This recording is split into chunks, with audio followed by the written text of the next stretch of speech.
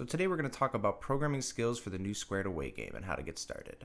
I think this simple cube lift routine is going to be a really great starting point for teams. Whether you're new or experienced, it's an easy 40 points. So a little bit about programming skills. You are allowed to restart and reset your robot to either starting position as many times as you want in that 1 minute. So you can run both these routines from each starting point and get a simple 40 points. And you can also use the symmetry of the field to kind of reverse your routines and get the red and blue cubes to the opposite sides of the field.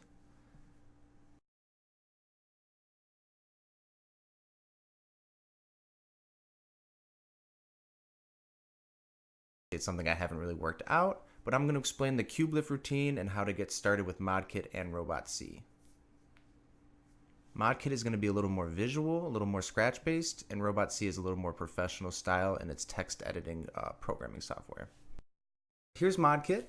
So you start out with your brain, and as long as there's no controller on the screen, it will be an autonomous program. And we're going to start with our drivetrain. It's nice because you can pick the different ports on your motors. It's very visual. You can also pick different settings for your drivetrain if you have different gear ratios and stuff. But I'm going to keep it standard for this demonstration. And you can see the ports show up on the brain as well. And that really helps you keep it organized what is plugged in where. Now we can drag in another motor to get our arm set up. Change the name of the motor, the directions as well. But for this use, I'm actually going to use the rotator option because it's a little more similar to what I'm doing. So this kind of represents my arm. I pick the port for the motor, and you can switch gear ratios. You can change what side the motor is on. You can set if there's a limit switch as well. And so this is going to help you get more of an accurate rotation and output out of your motor.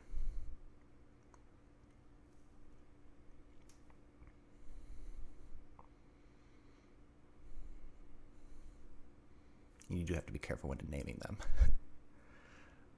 But I like to organize my robot visually, so this is how it looks, in real life. It kind of helps keep things organized and shows you what you're working with. And now that we're ready and all set up, we're going to switch over to the block side for the coding.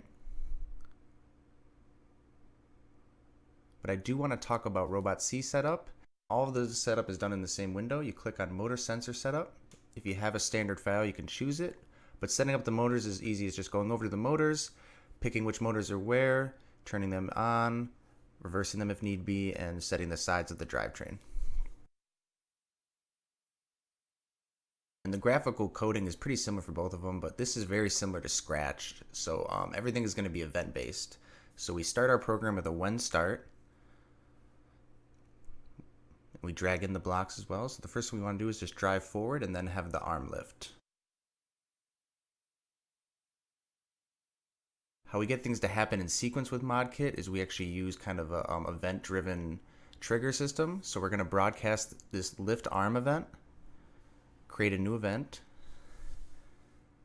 So now after it's done driving forward, it will broadcast that new event, and now we can have this start when the lift arm is broadcasted. So it will wait to get that signal from the drivetrain command, and then it will start this command.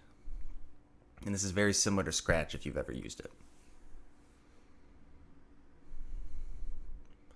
So now we have our two simple commands, one after the other.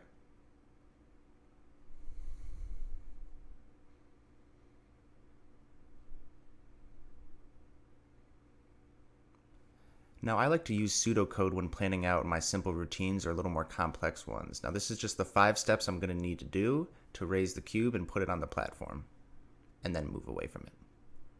And as you can see here in ModKit, I have all separate events created for each step of my code. And so as each step is completed, it triggers the next step. We're going to pick which slot we want to download to, hit download, and we're ready to go.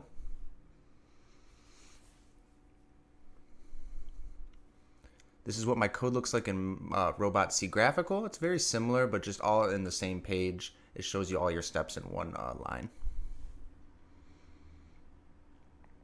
So here's all the steps thrown together. We're going to drive forward, lift it up, drive forward, lower the arm, and then drive back.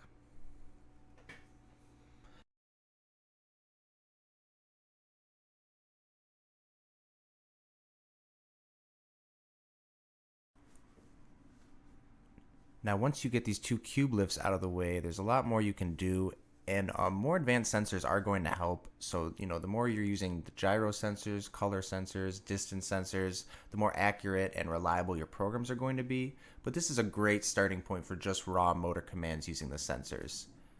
Hopefully I gave you some inspiration or things to try out. If you have any questions or anything you'd like to cover in future topics, let us know.